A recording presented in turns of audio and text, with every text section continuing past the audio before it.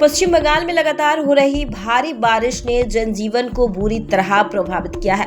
कोलकाता समेत कई इलाकों में जलभराव की स्थिति बनी हुई है। इसी बीच भारी बारिश के कारण अलीपुर जू में पानी के 2 पाइपलाइन फट गई, जिससे चिड़ियाघर का एक हिस्सा पानी में डूब गया। स्थिति का जायजा लेने के लिए शहरी विकास मंत्री श्रीमती अग्निमित्रा पाल मौके पर पहुंची और संबंधित अधिकारियों को आवश्यक कदम उठाने के निर्देश दिए। অনেকদিন পরে ম্যাডাম একটু বৃষ্টিও পেয়েছে তো আজকে, মানে একটু পরিস্থিতি তপ্ত, মানে ঠান্ডা হয়েছে।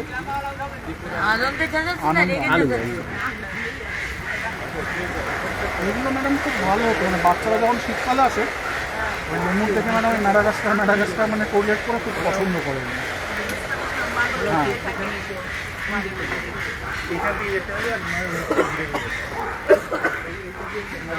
যেমন ঘুরে এখানে ফেসে যাওয়ার হয়ে গেছে না, এটা দিয়ে এমনি হেঁটে যেতে পারবেন, জল আছে এলো গাড়িটা।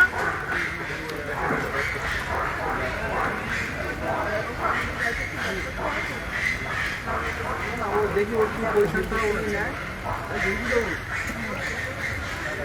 খুব অবস্থা খারাপ। ঢোকাতে বলেন ঢুকছে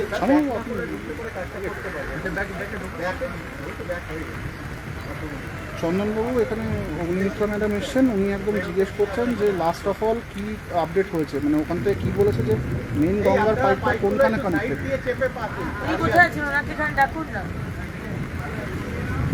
কোন পাম্পিং স্টেশন বলুন, এখানে ডিজি স্যারও আছেন।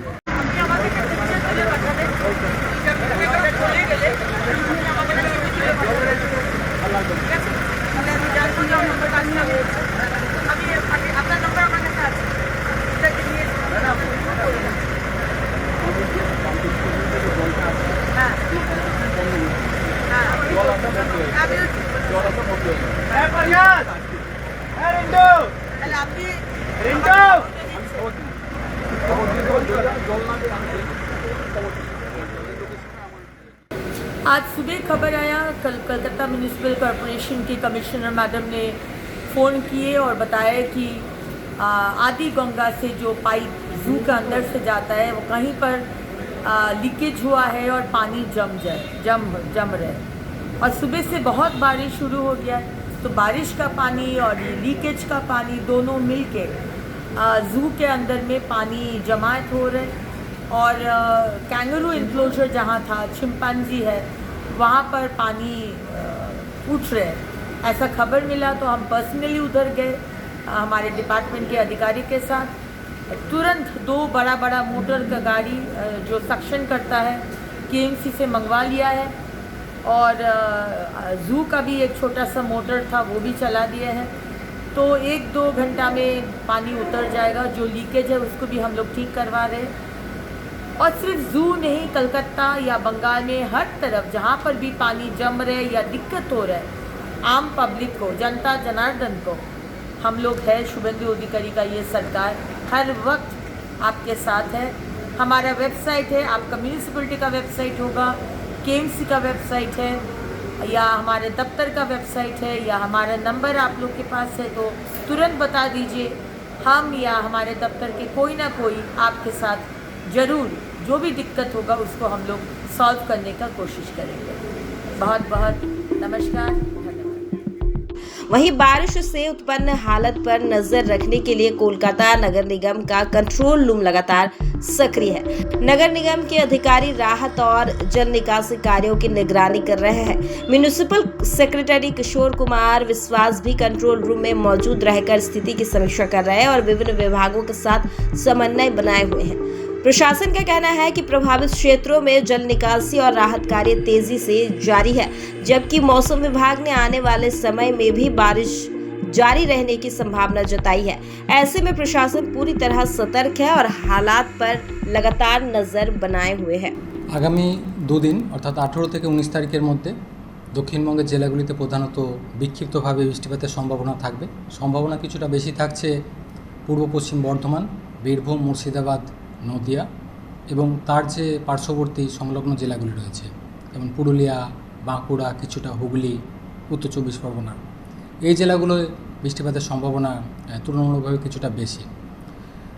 বজ্রবিদ্যুতের তীব্রতা থাকার সম্ভাবনা রয়েছে, বজ্রপাতের সম্ভাবনা রয়েছে, বিশেষ করে বীরভূম, মুর্শিদাবাদ, নদিয়া পূর্ব পশ্চিম বর্ধমান এই জেলাগুলোয় কোথাও কোথাও বজ্রপাতের সম্ভাবনা থাকছে, বজ্রবিদ্যুতের তীব্রতা থাকার সম্ভাবনা রয়েছে আগামী 2-3 দিন। অন্যান্য জেলাগুলোয় হালকা ধরনের বৃষ্টিপাতের সম্ভাবনা থাকবে 18 থেকে 19 তারিখের মধ্যে, তবে বিক্ষিপ্তভাবে, অর্থাৎ সব জায়গায় হয়তো থাকবে না। বৃষ্টিপাতের সম্ভাবনা কিছুটা বাড়বে 20 থেকে 21 তারিখের মধ্যে। হালকা থেকে মাঝারি ধরনের বৃষ্টিপাতের সম্ভাবনা থাকছে দক্ষিণবঙ্গের জেলাগুলিতে 20 থেকে 21 তারিখের মধ্যে। দিনের তাপমাত্রা আগামী 2 দিন খুব বেশি পরিবর্তন নেই, অর্থাৎ এখন যেটা চলছে এর কাছাকাছি থাকবে। তারপর পরবর্তী 2-3 দিনে 2 থেকে 3 ডিগ্রি মতো দিনের তাপমাত্রা কমার সম্ভাবনা থাকবে। আর্দ্রতা বেশি থাকার কারণে অস্বস্তিকর একটা কন্ডিশন বজায় থাকবে কলকাতা সহ অন্যান্য জেলাগুলিতেও আগামী 2 দিন। তারপর কিছুটা টেম্পোরারিলি রিলিফ হওয়ার সম্ভাবনা থাকছে বৃষ্টিপাত থাকলে।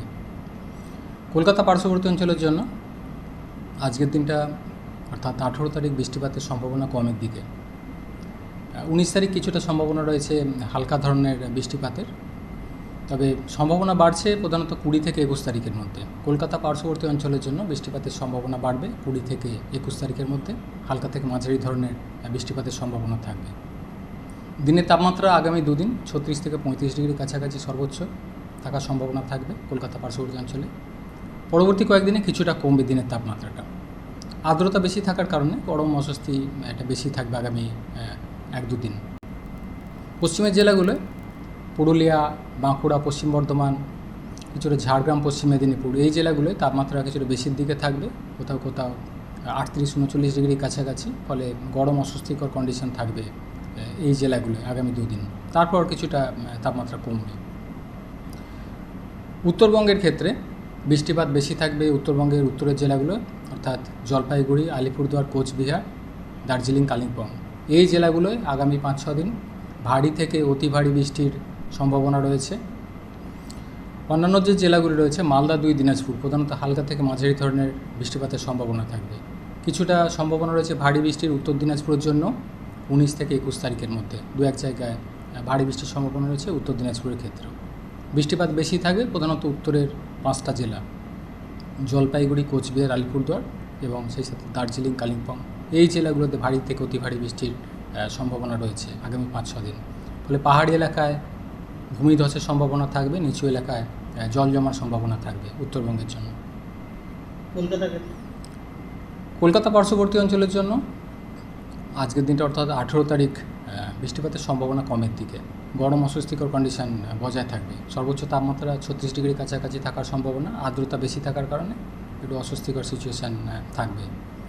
19 তারিখে কিছুটা সম্ভাবনা রয়েছে, থাকলেও সেটা হালকা ধরনের বৃষ্টি। সম্ভাবনা বাড়বে প্রধানত 20 থেকে 21 তারিখের মধ্যে কলকাতা পার্শ্ববর্তী অঞ্চলের জন্য। হালকা থেকে মাঝারি ধরনের বৃষ্টিপাতের সম্ভাবনা থাকবে কলকাতা পার্শ্ববর্তী অঞ্চলের জন্য 20 থেকে 21 তারিখের মধ্যে। 2-1 জায়গায় বজ্রবিদ্যুতের সম্ভাবনা থাকবে।